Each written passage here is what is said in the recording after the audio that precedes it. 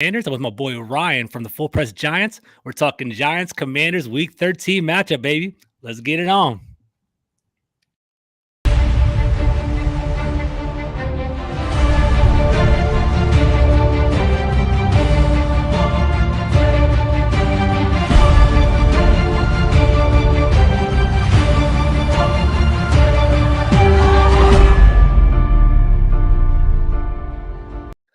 What's up, everybody? Thank you for joining us on this lovely Friday evening. I know I'm feeling pretty good. I got a little beverage over here. I encourage you guys all to do the same. We're here for a pivotal Week 13 matchup between the New York Giants and the Washington Commanders.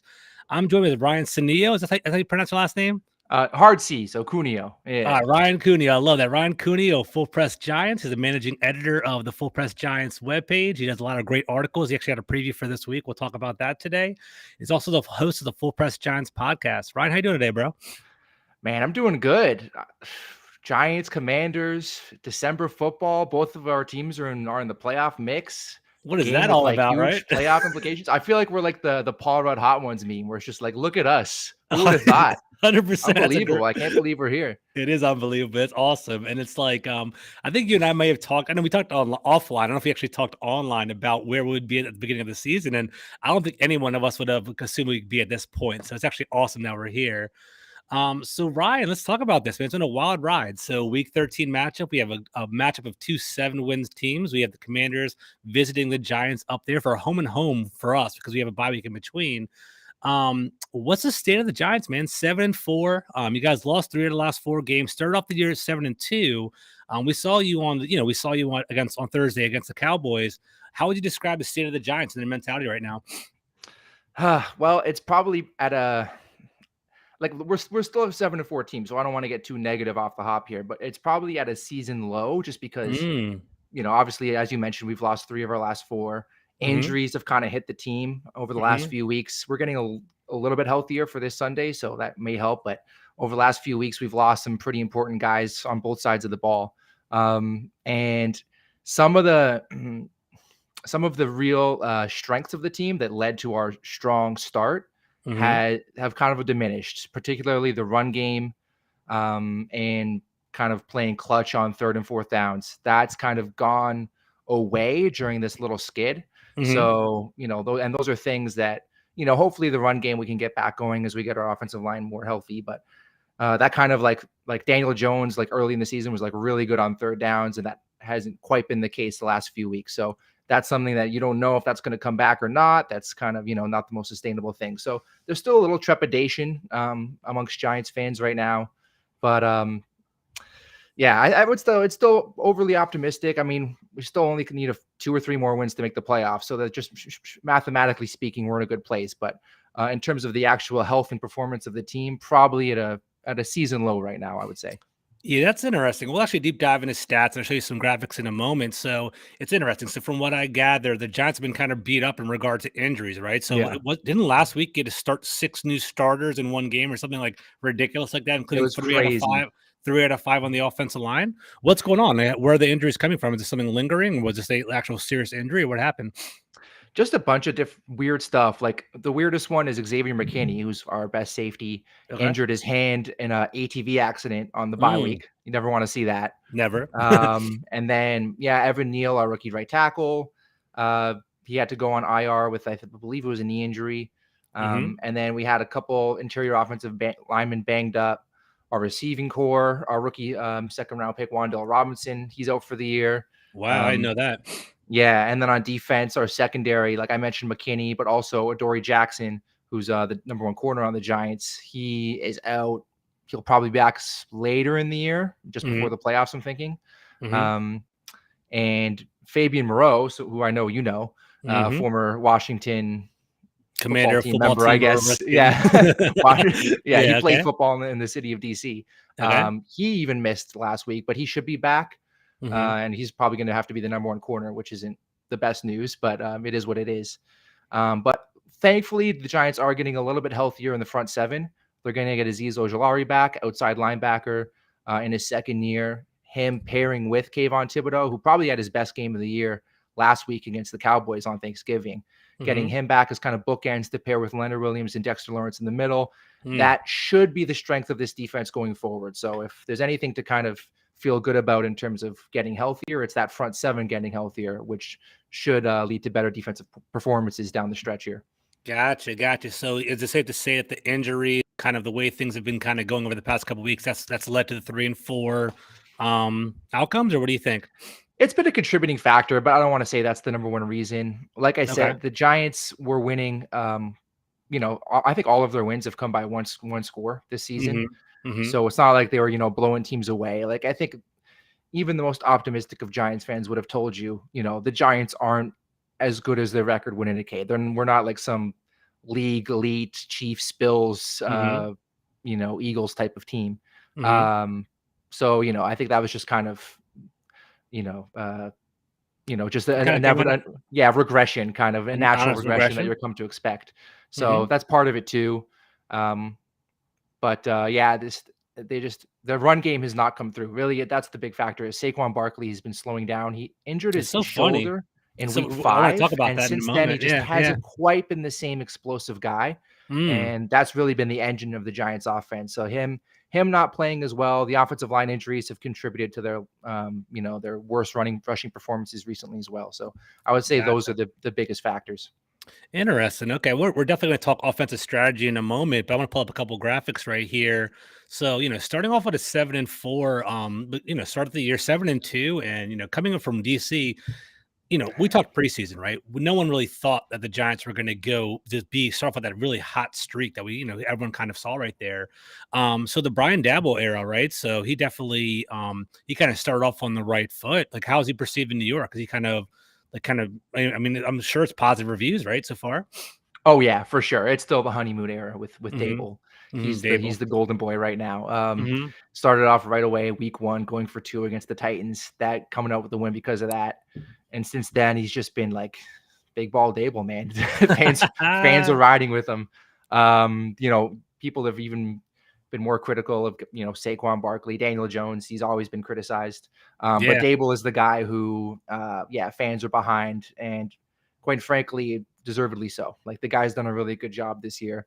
Um, Mm-hmm. in game decision making. The Giants always seem to have a really good offensive game plan to kind of Mm-hmm. maximize a not so great,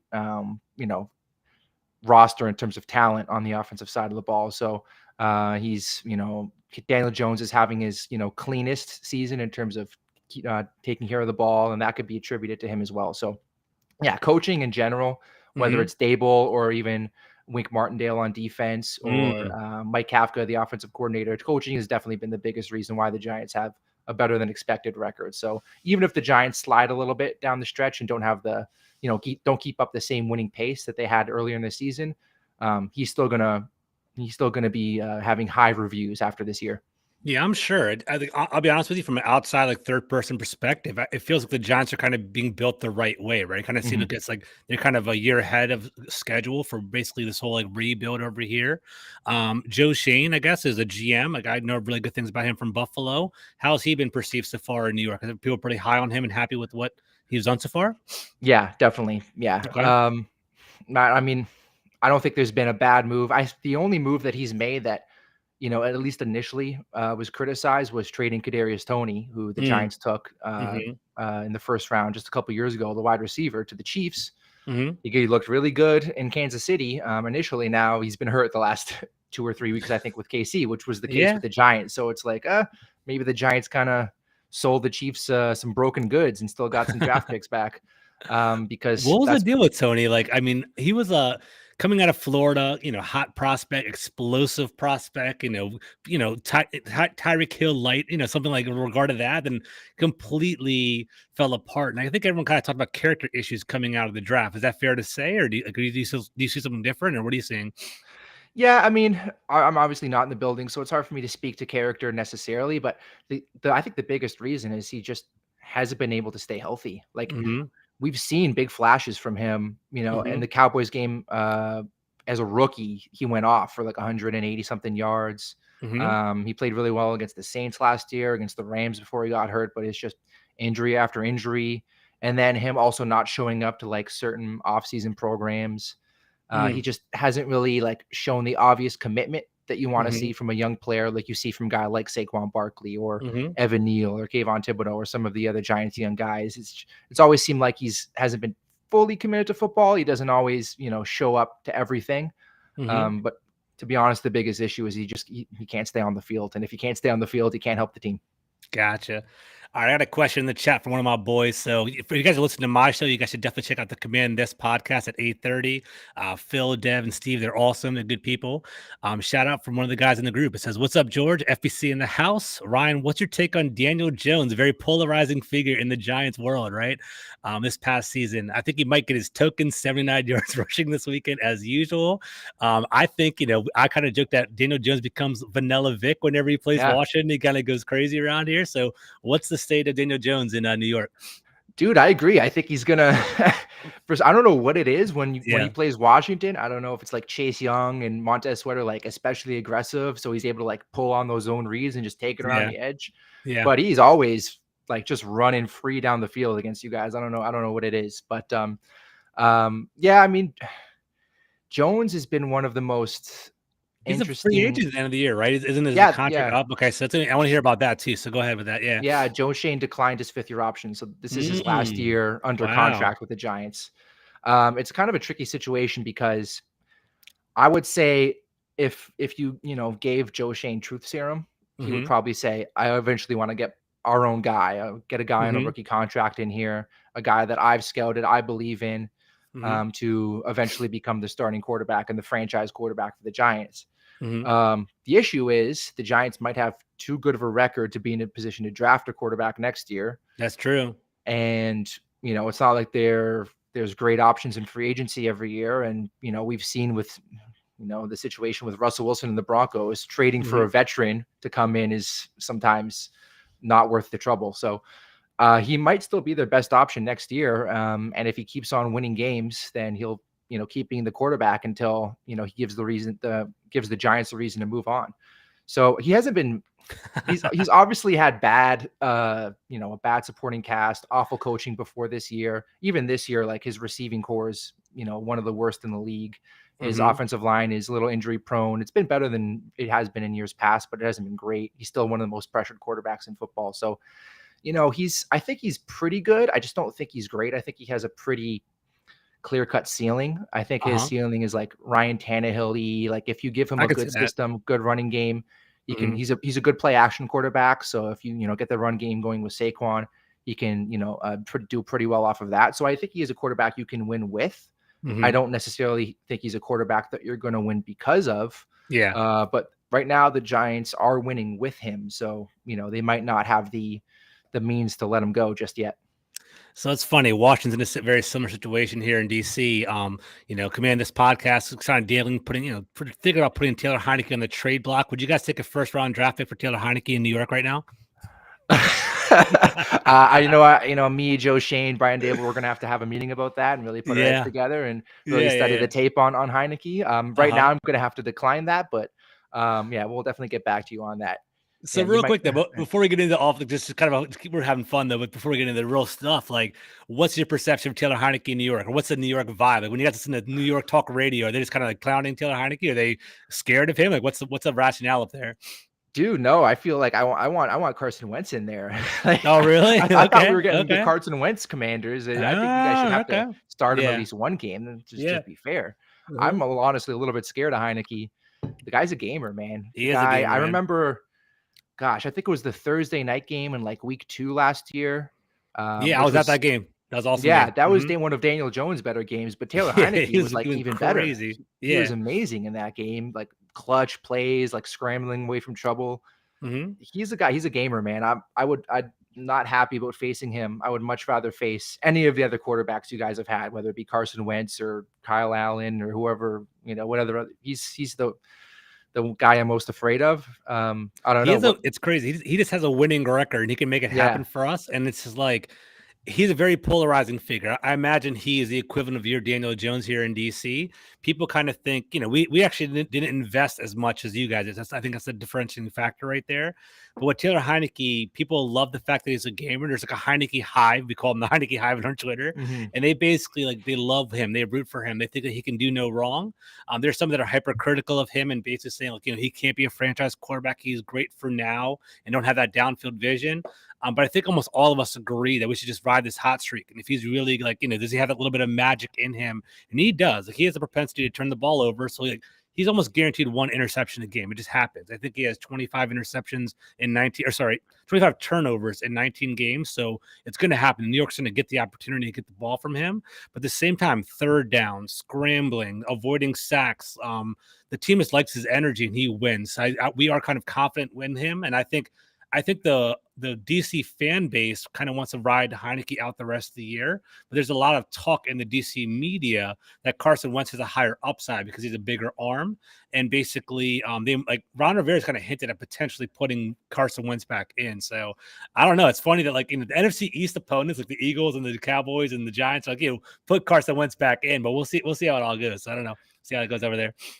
Yeah, I hope he does. I hope Carson Wentz plays. I mean, so those Commanders play the Giants, then they have a bye. Yeah. And they play the Giants again. So if the Giants beat Heineke and if he has maybe like a multi-interception game, maybe they make the move over the bye and go with Wentz. Potentially, but I think the local, there's this guy named John Keim. I know Jordan Renan's the ESPN guy for New York Giants, but we have John Keim for Washington Commanders.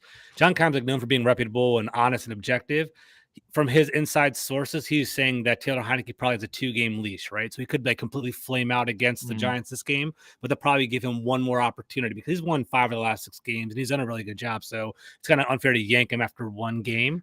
We'll see that. I think I'll be honest with you. The Giants are the one team that always scares me in particular because I feel like throw the records out the window. You guys always play us really hard, and it's funny. We've actually won the last 2 games against you, if I remember correctly. But you always play us hard. It's always competitiveness. You guys can be 4-12 and beat us twice that year. It's always kind of crazy how that works out. So I don't know how the game's gonna play out. Yeah, I don't know either. It's a huge game. I feel like it's a pretty evenly matched game. Mm-hmm. I think you guys are 3-point favorites. I think I've got that -2 now, but it was 3 at one point. Yeah. Yeah, which I think it makes sense. You guys are kind of trending up. You guys have won 6 of your last 7 games or something, mm-hmm. and the Giants are trending a little bit down. So, but I think the teams are pretty even if you look at talent across the board, coaching. The one thing I'm really scared of though is we don't have anybody to cover Terry McLaurin. And you're talking about Daniel Jones always burning Washington. Terry McLaurin always burns the Giants. If he's averaging almost 100 yards per game, even when the Giants had James Bradbury, you would burn him. So, whether it's Kyle Allen, Taylor Heineke, it doesn't really matter the quarterback. He always goes off. So I'm concerned about how we're going to stop him on Sunday. Yeah, Heineke. I'll pull up some stats right here. Terry McLaurin is, he is our captain. He had that large contract and he's delivering right now. 840 yards on the season, top 10 in the NFL. The only chink in Terry McLaurin's armor is the fact that he doesn't score a lot of touchdowns. I believe he has maybe 3 on the season or 2 on the season, something in regard to that. Maybe 4 at this point. But he definitely is putting up the numbers, and I do see that as a plus advantage for us. But I guess we can talk defense first. I stereotypically go offense first. Well, we're already on this route. So Washington going against the Giants defense, what is your defensive strategy? What's the strengths of the defense? I see a little snicker on your face. Are you guys worried about your defense, or what's going on there in New York? Yes. So we are worried about our defense. Okay. Because of the injuries in the secondary. Like I said, it's Fabian Moreau is going to be our number 1 corner.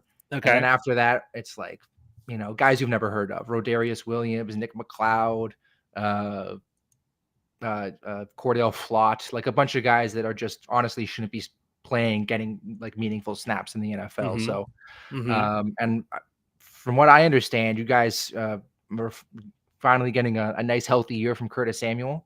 Mm-hmm. And is Dotson? Is he going to play in this game? Yeah, he is. So it's funny. So John Dotson came out really hot. He actually started off the year really good, and he actually had 4 touchdowns in the first 3 games, something of that regard. He actually was really close with Carson Wentz because Terry McLaurin held out during training camp. He actually was trying to go for a bigger contract. And when Terry McLaurin was out, Jahan Dotson built that chemistry with Wentz. So in that red zone, it'd always be Jahan Dotson in the slot on a nickel cornerback, on a linebacker beating him, and Carson Wentz would hit him for a touchdown. The problem is he had a hamstring injury. I believe he missed 5 games. That kind of like disrupted the chemistry there. He's come back, and now Heineke is a starter. And Heineke just has that natural connection with Terry McLaurin that basically he's had for like almost a year and a half now. It's been a blessing in disguise for Washington because Terry McLaurin is our best wide receiver by far. Carson Wentz was not throwing to Terry. It was kind of like a hot topic at the beginning of the year where Terry McLaurin wasn't getting first half looks. Like it would be like the first half of the second game, and Terry McLaurin wouldn't even have got a target at him. But now Taylor Heineke, he's more of a Brett Favre-esque kind of quarterback. He's force feeding Terry McLaurin, and Terry McLaurin's a contested catcher, and he basically is like making production from it, which is actually pretty great. And like honestly, having Terry McLaurin rise to the occasion, having our run game rise to the occasion, has basically uplifted our team altogether. So it's kind of what we're seeing right there. So yeah. So I don't know, but the Giants are going to have to get Wink Martindale's known for his blitzes and his aggressive style. So the Giants are going to have to get stop the run on early downs, put the Washington in some third and long, some obvious passing situations, and get some quick pressure. Because if the secondary has to cover for an extended period of time, and Taylor Heineke has time in the pocket, we just don't have the secondary to match up with all of your healthy receivers. So if the Giants aren't able to get pressure on Heineke, it could get ugly. It's going to be interesting, actually, because, we would assume, so Washington has been doing well in regard to rushing attempts. Like if you actually look at our stats, I'll pull them up right now. If you kind of look at our stats, Washington has been doing pretty well on the run game, but it hasn't actually because of yards per carry. It's actually been just kind of a commitment to the run. Like I believe before our most recent game, I think we were like 28th or 27th in yards per carry. But we saw the 15th ranked rushing offense. And that data is actually kind of skewed because the first 6 games of the year, Carson Wentz threw the ball 35, 40 times a game. So now we're actually really committing to his run. So we're kind of moving our way up there. Our rushing, we are more of like a first level kind of rushing attack. We'll get to, we'll hit your offensive line, we'll fall for 3 yards and kind of beat you by like paper cuts as the game goes on. We don't really break it open. But what I've been reading going into this game, Ryan, is that the defensive line, despite having Lawrence and Big Cat in the middle, you guys are susceptible to large runs, right? You guys give up like a pretty like almost bottom of the league yards per carry. Is that true? Yeah, well, our linebackers are really bad. If I'm being frank. We have Jalen Smith, who we signed off. We all know about Jalen Smith. They signed off the street. Like he's always seemingly available, the former Cowboy. That I'm sure you know. And then we have Tay Crowder, who was the last pick of the draft a few years ago, Mr. Irrelevant. He's still sticking around, but we don't have very solid linebackers that read their keys very well and fill holes very well. And they're not very disciplined, especially on like misdirection runs. We get gashed on those. So we do have good defensive linemen. Like I'm going to stay about Dexter Lawrence is having an awesome year. Leonard Williams is a really solid player. We don't have great depth, unfortunately, along the defensive line. After those 2 guys, it gets a little iffy. But those 2 guys are good. They're playing a lot of snaps, but our linebackers are just some of the worst in football. So when we get gashed, we get gashed for a lot of yards. So that's gonna be actually really interesting. Something to keep an eye on, Ryan. Like as we both kind of watch the game. Basically, Washington is really like they're known for like varying their style and their window dressing, like all these types of like jet sweep. They're doing all these motions pre-snap, but when it ultimately comes down to it, they're running a duo concept. And I'm not sure if you're really familiar with that, but you pretty much double up on a defensive tackle or double up on. It's more of a power run style, right? So it would be like, a guard in the center crashing down on the 1 technique or the 3 technique and pushing like Dexter Lawrence down and then try to run up at the linebackers. So if the linebackers aren't really great at filling the gaps, that might actually kind of favor Washington. We might have some pretty big games there. So that'd be pretty interesting. Yeah, definitely. So real quick though, so Wink Martindale, I'm actually kind of jealous. Like, I'm from DC, Baltimore's right down the street. Like, that's a secondary game I see every single week. And Wink Martindale is actually like a pretty legit defensive coordinator. I'm kind of surprised you guys got him. Like, he has actually have a great coaching staff. What are the early returns on Wink Martindale? Do you guys like him over there in New York? Do you guys think like is he too aggressive with his blitzes, or what do you think about that? We like him. He's kind of what you're going to get with Wink. So he doesn't really change his approach. Like the Giants against the Cowboys didn't have the secondary really to consistently run man coverage But he did it anyway. He pressured, he Yeah. ran man coverage. It worked in the first half because the Giants were able to get quick pressure on Dak. But in the second half, he kind of torched guys like, the backups that we have in there, Nick McLeod, stuff like that, Darnay Holmes. So it really didn't work out in the second half, and that's when the Cowboys really pulled away. So, when the Giants are fully healthy and they have Adoree Jackson in there, who's a really good, top cover guy, he's done a pretty good job. Now, the Giants haven't faced great quarterbacks this year, but even against guys like Aaron Rodgers, Lamar Jackson earlier in the year, he's done pretty well. So we're happy with him. He's the kind of guy who needs his personnel to get the best out of his defense. And you even saw that with the Ravens last year when they had such a banged up secondary, and then they had, uncharacteristically bad defensive year because he really just didn't change up his approach and they got burnt for it. So this is a game where, like I said, the Giants don't have the best corners coming into this game, so his approach might backfire. We'll see. But overall, we've been very happy with Wink. Is it? That's awesome. That's really good to hear. It's going to be interesting to see how the game plays out, right? So, on paper, you'd assume that Washington wants to run the ball and maybe create some offense on the ground. But if Wink has a straight man coverage approach going into the game, that might veer towards Washington's favor as well. Because Curtis Samuel has been, Terry McLaurin is, he's top 10, top 15 wide receiver in the league. Curtis Samuel is more of a rushing threat now. We kind of use him more as a running back / kind of a Swiss Army knife kind of player, but he is, he's a route runner as well. And then we have Jahan Dotson, who's a technician. So if it's hey, your nickel cornerback's on Jahan Dotson, I think that's the kind of tips to cap to Washington as well. So I do kind of see the advantage there, but I'm curious how much Washington would actually veer off their game script. Are they really going to start throwing the ball around? Or are they going to try to stick with their identity? Are the Giants pretty advantageous? Do they jump and do they cause turnovers, interceptions, or not really? Because I think that might be the biggest breaker of the game. I can see Heineke throwing a pick six, and all of a sudden it's a closer game than it has to be. The Giants went on a long streak early in the season where they just didn't get an interception, or they had one over the first 7 or 8 weeks. Yeah. They picked off Dak twice last week. Interceptions are weird. They kind of come in bunches. They're hard to predict. So but the Giants definitely haven't been feasting on turnovers this season. So that's not, I would say, maybe Taylor Heineke will change that for the Giants. Maybe he'll give us a couple balls that we can take away. But we're not some defense that forces turnovers at a crazy rate or anything like that.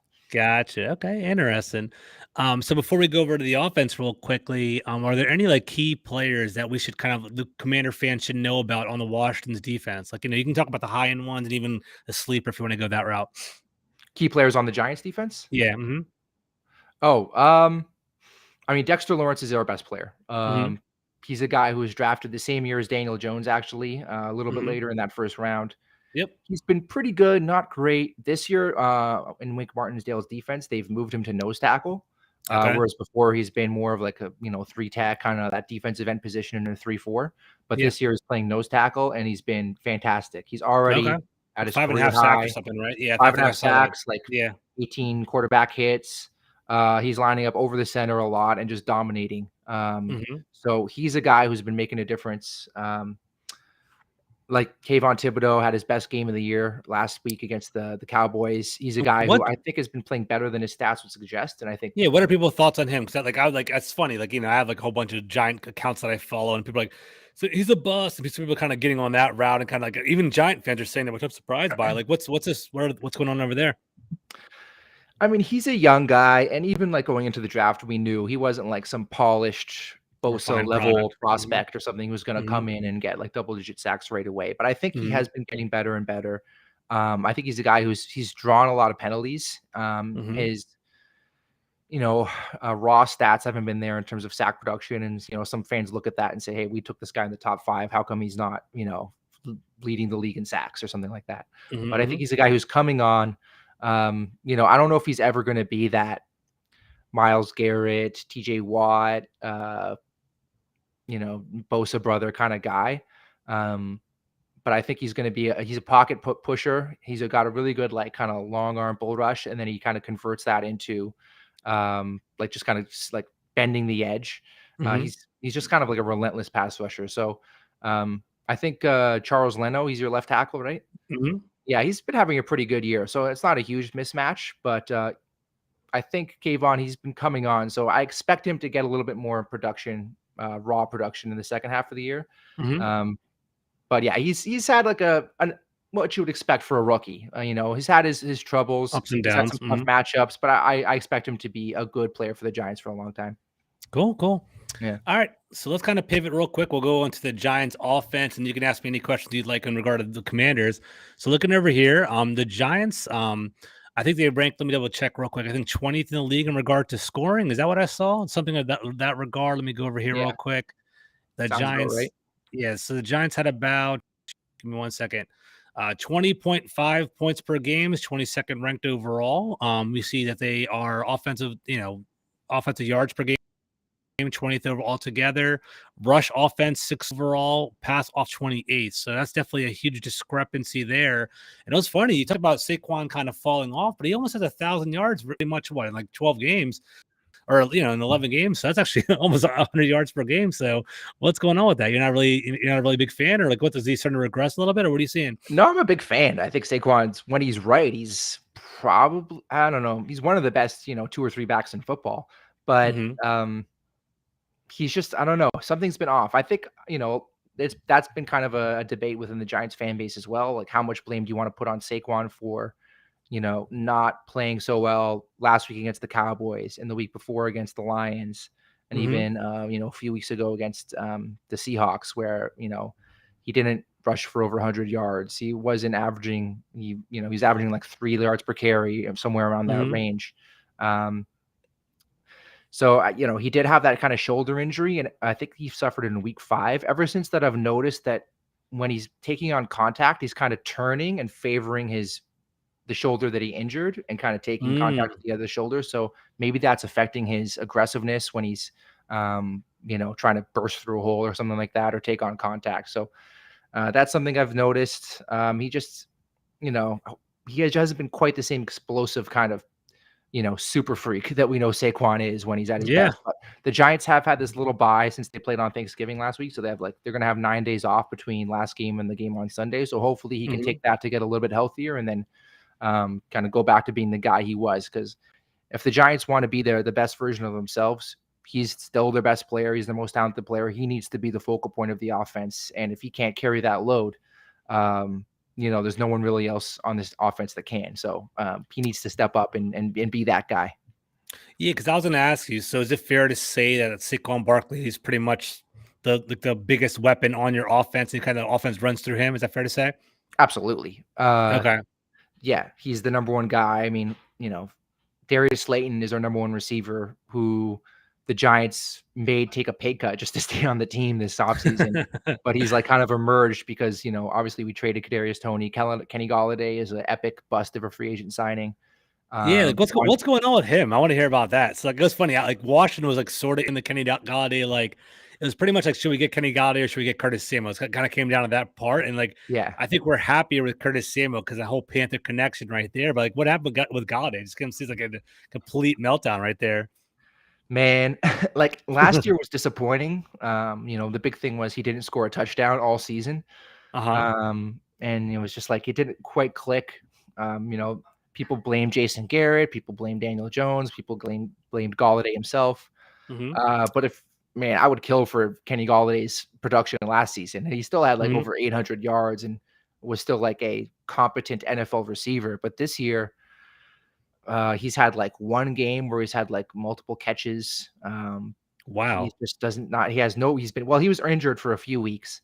He He's just doesn't seem like he has disengaged or like what's going on? He doesn't like being on the Giants? Like what's the problem? Like what's the issue that you guys are hearing? I don't know. He's had some bad drops. He had a hip injury his final season in Detroit. Mm-hmm. And then the Giants still, paid him $72 million anyways to sign him in free agency. And that might be affecting his burst. He just doesn't seem like the same kind of explosive athlete that he was Mm. in Okay. Detroit. He's just not a guy who gets separation. And quite frankly, I don't think he's a great fit for this offense. This is an offense that values, coming from Brian Dable, coming from Buffalo. They value guys like Stephon Diggs, great route runners, guys who separate, Cole Beasley. Kenny Galladay is a guy who's like, I'm going to run downfield. Even if I'm covered, throw me the ball. I'm going to jump up and get it. And that worked with Detroit because Matthew Stafford is that kind of quarterback. He's a guy who's willing to throw the ball downfield into coverage and give his guy a chance. Whereas that's not really Dable's style. So I think there's a clash there. Kenny Golladay just isn't the kind of receiver that, the Giants are looking for in terms of stylistically. So I think there's some problems there, but he's going to have to play. The Giants don't have any other receivers. It's Darius Slayton, Kenny Golladay, and then Richie James, who the Giants signed from San Francisco. He's like a special teamer, punt returner who has to, basically pretend that he's a starting wide receiver for the rest of the season. So, he's going to have to step up and do something. So long story short, just messy, right? Golladay basically he came over as a free agent, didn't work out. Kadarius Toney issues, so they traded him because they didn't like his demeanor part of the team. Wendell Robinson basically he's injured now too, and then basically for the year tore his ACL. The year. Oh wow, that's crazy. And then Richie James, wow, yeah. So you guys just decimated on the wide receiving part right there. I guess let's talk about this, right? So obviously the wide receivers are a concern. What are the other concerns on offense? Is it the offensive line? Is that what it comes down to, or a little bit? Okay. Evan Neal should be back this week and starting at right tackle. Andrew Thomas, one of the best left tackles in football, so there's no problem with protecting Daniel Jones's blind side. The interior offensive line isn't great. We signed Mark Lewinsky as a right guard from the Indianapolis Colts over the offseason. He's kind of struggled in pass protection. He's still a pretty good run blocker, but he struggled in pass protection a little bit this year. John Feliciano was the starting center for most of this year, but he had to miss last game with a minor injury. Nick Gates, who in that week 2 game last year against Washington that we were kind of discussing, had a really nasty injury where he fractured his leg.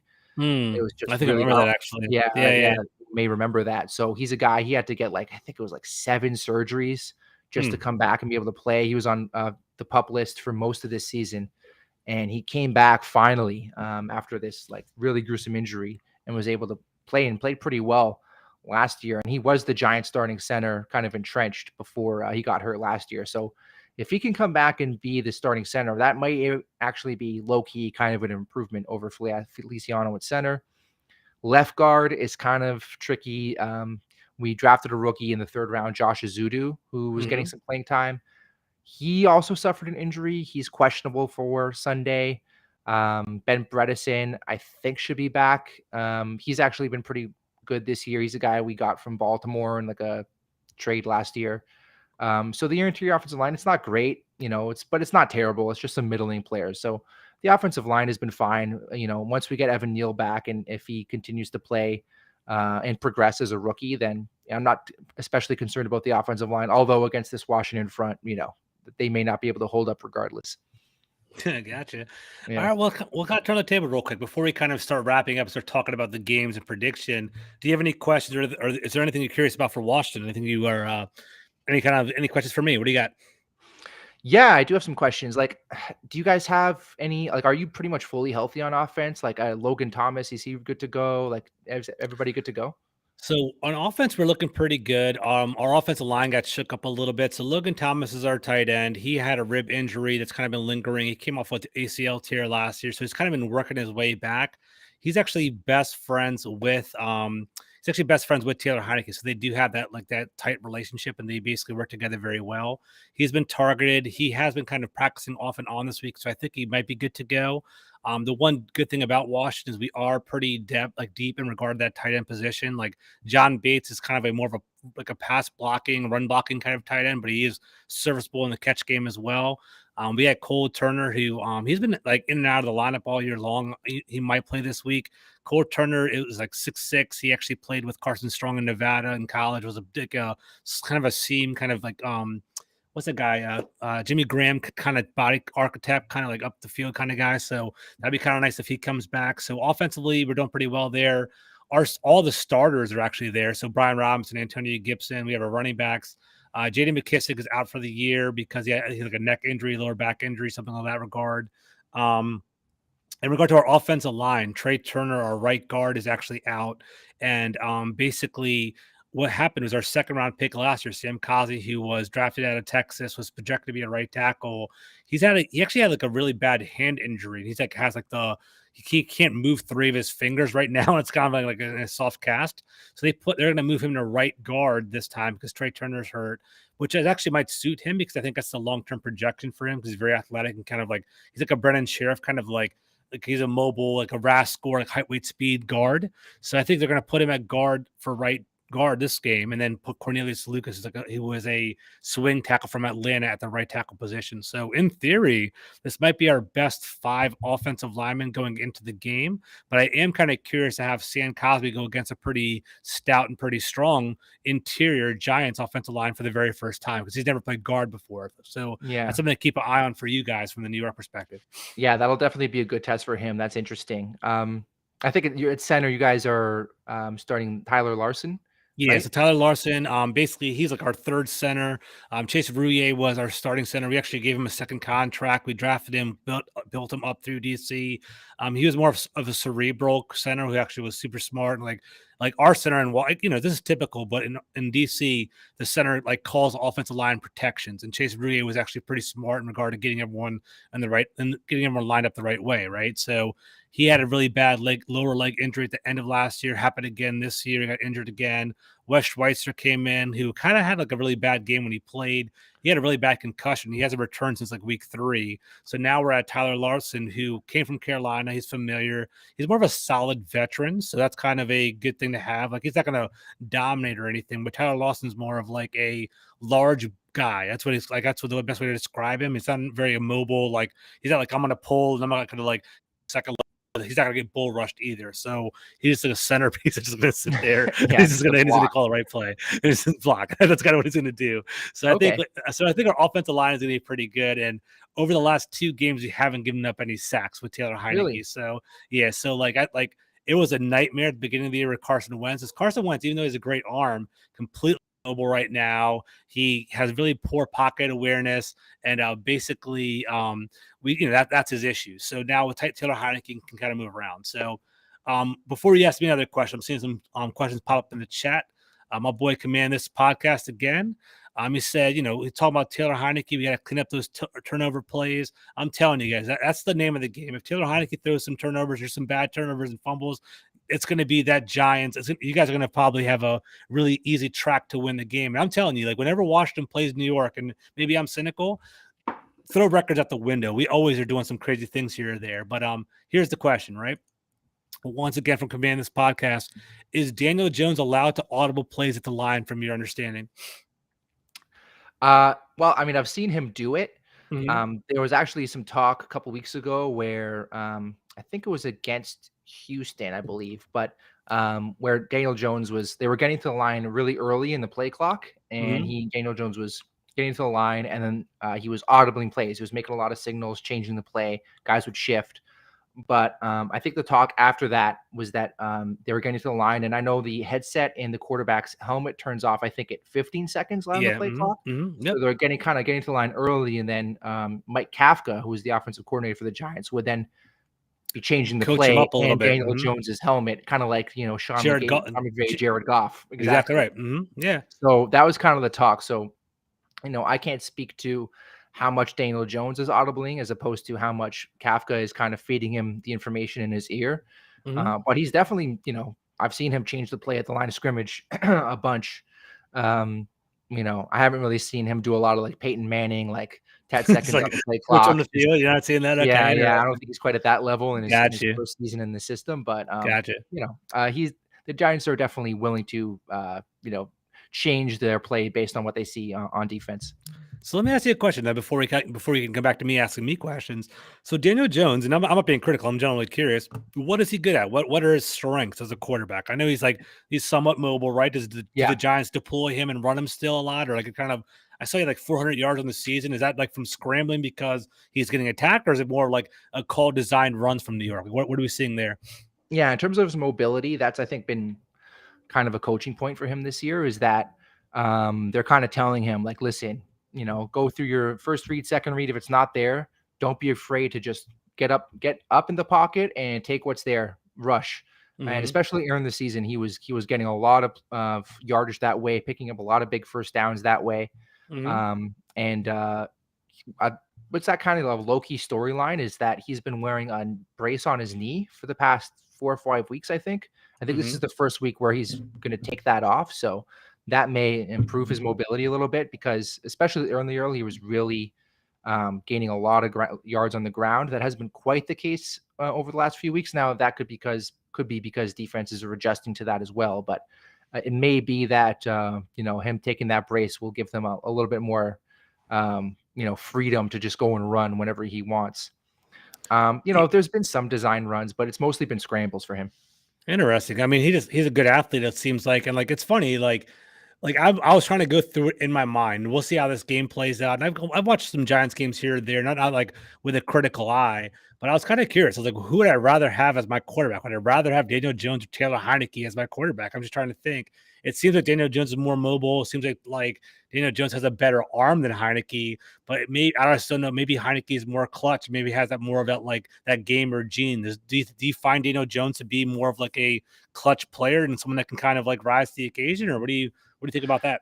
Yeah, I mean, he does. I still think he leads the league in game-winning drives this year. He has, like, Oh, wow. Okay. 5 over the first, like, 6 or 7 weeks. Yeah. Obviously, the Giants haven't won over the past few weeks, so, I don't know if anybody's passed him, but I know he was leading the league in game-winning drives, so I'm not afraid of him, choking late in games or anything like that. Um, he's just, he's not especially great at anything. He has a good arm. He's a big Mhm. guy. He's a solid athlete, pretty fast. Um, Just a he's just middling quarterback, right? It's kind of yeah, like in like the middle. I got you. like Mhm. he's pretty accurate. He has especially this year, I've noticed he's a little bit inconsistent in terms of his accuracy, where he'll be good, good, good, and then he'll just miss a throw that you don't Mhm. understand. Like, "Man, why did he miss that?" But Consistency. Okay. yeah, Yeah. but he's just not gonna give you those, like, Josh Allen, Patrick Mahomes, um, even, like, Kyler Murray plays where he makes a play himself and extends. He can do it sometimes, but he's kind of like more of a linear straight line athlete, not really, like, twitchy or Yeah. elusive. Yeah, yeah, yeah. Um, but, I don't wanna, like, start a debate here. I would probably pick Daniel Jones just because I think he's, like, a more physically gifted. Like, there's a reason he was Yeah. taken 6th overall and Taylor Heineke was I don't even know if Undrafted he was free agent. drafted, Yeah, undrafted undrafted free free agent. Yeah. agent. So, Yeah. but I think it's the fact that it's close is definitely a tip to Taylor Heineke and what he's done with his limited physical talent, and he's just a Mhm. gamer and he knows what he's doing. Gotcha. Yeah, so let me ask you one more question. You can ask me whatever you want. What's the general perception in New York about the Commanders? Like, if like, hey, describe the Commanders from your perspective, how would you perceive us? I just, that's funny. Well, No, be straight up. I just want to know. Like, I don't know if yeah. it's like our coaches are great. I have no idea what you guys like. What's a national perspective or the New York perspective? Like, what are you guys hearing up there? Well, I mean, for the past few years, I mean, you're the one team that the Giants have been able to beat in the NFC Yeah, East, so it's like, 100%. Yeah, as bad as it is, we can still beat you can beat the Washington. Commanders. That's Yeah, that's kind of the way it's 100%. been. And Like, I hate we that. might Yeah, win trust 2 me. games all year, but there's Yeah, gonna be against Washington. That was kind of the thought for the last few years. yeah. Um, but this year, I mean, I think people are seeing that they're putting together a pretty talented roster. Like, Okay, I think they have a more, especially with the injuries on the Giants, they have a more talented team than the Giants do. Better receivers. The Giants' strength is their defensive line, but I think that Washington has a better defensive line. And better corners. I think you guys just have a more talented team. I don't know if you guys have the coaching advantage. I would probably give the Giants the slight edge there. that's true. I guess that's But fair assessment. I agree with that. yeah, you guys are just an up and coming team that just needs a quarterback. I mean, I think you're kind of in the same boat as the Jets. I think there's very similar. I don't know if there's any other teams that are like that have like a talented roster that's ready to win, but you're just kind of a quarterback shy. That's why you Hmm. went out and got Carson Wentz because you're hoping he was going to Hmm. be the answer, and then Hmm. you had to go back to old reliable in Taylor Heineke. 100%, 100%. Yeah. And then Ryan, I put you on the spot. So for a lot of the questions, do you have any questions for me? Anything that you're curious about for Washington before we start talking about keys of the game? Yeah, I definitely do. What do you guys? What's the temperature on Ron Rivera in DC? Because he's a guy who's been there. I think he was hired the same year as the Giants hired Joe Judge, if I'm not mistaken. So that means So this would 2020 be is when Rivera came. So what? yeah. So this is his It's third just year, it's the right? third year. Yep, third year. Hmm. Yeah. I know you made the playoffs that one year when you won the division at 7-9, I think. So that may give him a little bit of leeway, but Is there sense that, fans want to get rid of him if you don't make the playoffs this year? Like, what's the leash with Ron Rivera right now? So I think we grade with a curve. I think that I'm sure you guys caught all the national media about Dan Snyder and all the off-field issues and things of that nature. And I think what happened was when Ron Rivera was first hired, I think people were really grateful. Like, wow, we actually got a proven two-time AP NFL Coach of the Year person to actually join the Commanders. Like, we didn't really know who even wanted to be on our team with all, with the whole burnout of Jay Gruden and Bruce Allen and all that stuff, right? So we got Ron Rivera. He got us to the playoffs. He was known as like a local hero because he had cancer and he overcame it. Our team had the name change. He kind of kept everyone together. But we won the division, despite all odds, 7-9 and whatever. People loved him at 2020. Last year, there was kind of a step back of like the whole love with Ron Rivera because there was no progress moving forward. We were like 7-9 in 2020, 7-10 last year. And I was like, all right, like Ron Rivera is supposed to be showing progress and putting his fingerprints on the roster, but nothing really happened. Nothing really came to fruition. It kind of was like, we're kind of dragging a little bit, right? Then started off the year 1-4, and it was like, we're like, dude, when are we going to fire Ron Rivera? Like I'm like a Ron Rivera guy, so I never went that route. But like the talk of the town was, we got to fire Ron Rivera. He's like, he lost a step. He's like an old generation type of coach. Like, we want a Mike LaFleur kind of guy or a Sir Matt LaFleur kind of guy. We want a Sean McVay, Kyle Shanahan. Like, we don't want those like defensive minded coaches in an offensive league. That was the perspective of perception of Ron Rivera. I think now that we're kind of turning things around and kind of getting the 6-game winning streak and all this off the field stuff, he's becoming a hero again. Like today is actually kind of funny. I always listen to sports radio, and it's not going to happen. But some people are like asking questions like, hey, if Washington continues winning, should Ron Rivera even be in the conversation of Coach of the Year? Like, I don't know if it's to that level, but like winning 6 out of 7 games, freaking our running back gets shot. Dan Snyder's Dan Snyder's being like, in the news every single day, like all this drama, right? And like, all this messy media, but he basically is keeping the team united. Like our quarterback goes down and all this stuff. We're still winning games. It's like, Ron Rivera does deserve some respect. So he has a leash for me. I think he should definitely, I think he should definitely finish off the season. I think we should go into next season with him as our leader as well, because he's a culture guy bringing our team together. But I guess the next step is that, there's talking about ownership change here in DC. Potentially, if we get a new owner next year, we might kind of change the whole dynamics of the team altogether. A new GM, a new coach, and things like that. So I think he's going to be, like, from my perspective, he's going to be the coach this year, probably next year, and then we'll see how ownership even moves around. So it's kind of like, that's kind of where we are. I think he has at least for a year or two. That's what I think about him. I think I agree with that. I think he should stick on. I mean, I think he's been given a tough situation with the quarterbacks. Like, he had that controversial quote earlier this year where they're asking, they asked him like, why aren't you basically in the same place as your division rivals? Like, how come you're not, as successful as they are? And he's just like, quarterback.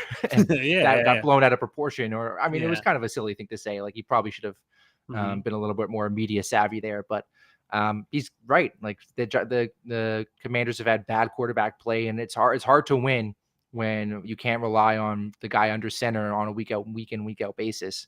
And the fact that Taylor Heineke, you can do it with him, like that level of quarterback. I think he should stay on. And I think if you give him an actual good quarterback, like, we saw with him in Carolina with Cam Newton, the guy can be a successful coach. So I would, the grass isn't always greener. So if I were you, I would stick with him. I agree. One last question I do have, though, about the Commanders is offensively. You guys kind of have 2 running backs, and I was looking at the stats between Robinson and Gibson, and it's pretty close in terms of carries, yards, usage. Is there like a fan favorite between the two? Like, is there one that you think they should lean on more than the other to get better results?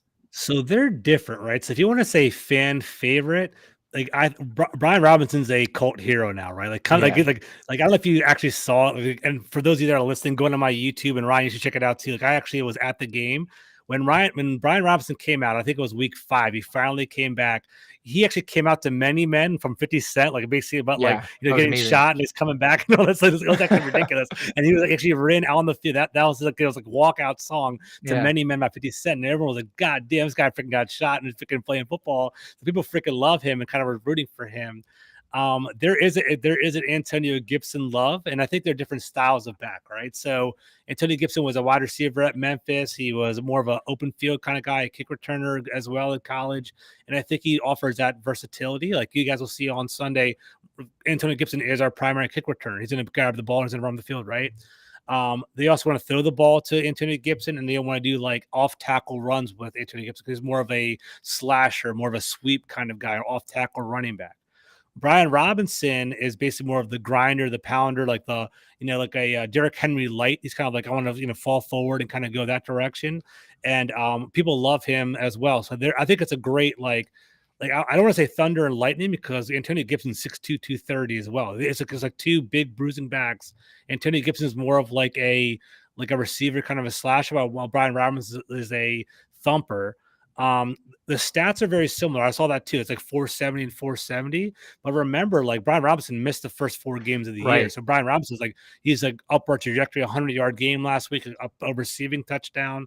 And I think Brian Robinson is now getting his health back because he actually got shot twice in one leg. And now it's like, dude, crazy. Now it's like a 2 months later. Like he's just 8 weeks after being shot. Now he's maybe fully healthy. And it's like, he had an awesome quote. And that's something to keep an eye on for both of our fan bases. He was like, the first couple games back, I just wanted to get back to the line of scrimmage and fall forward. Now my vision is to break a tackle on the second level. I want to get to a linebacker and try to shake him and take it further. And he actually had over 100 yards against the Falcons. So I think it'd be really cool if the Giants really are being pushed back on the offensive line, like Brian Robinson gets to that second level. It'd be really cool to kind of see if he can actually do something with it. So we're excited about that. That guy runs hard, man. I remember watching that Eagles game. I think was that a Thursday night or a Monday night? I forget. Monday Night Football. Monday Night Football. Yeah, but I was impressed. Like he was keeping you guys on schedule, getting churning out 4 yards when it seemed like there was nothing, falling forward. That guy runs hard. He's pretty awesome. That was a great pick by you. Yeah, man, I was really happy with that too. Like for me, going into the season, Antonio Gibson led the league in fumbles last year. He had 6 actual lost fumbles last year, and he had like 3 or 4 more that actually fumbled. And basically, I was like, man, I like Antonio Gibson, but we should probably draft someone early. And I wanted Kenneth Walker or something like that. I wanted someone pretty high. And obviously the Seahawks jumped on that, and I was like, all right, Brian Robinson. I didn't really know much about him, but 1,300-yard back from Alabama, 14 touchdowns, dude. He's going to come out pro ready coming from Saban. So it's actually pretty cool. The Bama running backs are, Josh Jacobs and freaking, all of them. Dude. They all just come from, they come out pro ready. And I was just hoping to have him. So that was pretty nice. So Najee Harris and Derrick Henry and all these guys are Alabama ready. So it was good. Yeah, cool. Definitely. Any other questions, or are you good to go? No, I think that's good. That was what were we at? An hour or something? That was a great conversation. It was, man. Yeah, let's start wrapping it up though. So what do you think in regard to the game, man? Are you pretty confident in the game? Do you think the Giants are going to win? Are you what do they need to do to win? If you want to go that route, we'll do that. We'll do a prediction. We'll get out of here. Yeah. In terms of my confidence, it's honestly, it's a coin flip. In my preview article, I gave the Giants the edge. 20-17 was my final score prediction. So just because they're at home, and I don't really know which way to lean, so I gave the home team the advantage. If it does play out that way, I'll probably give the Commanders the advantage when the teams play in DC. In terms of the Giants, how can they win?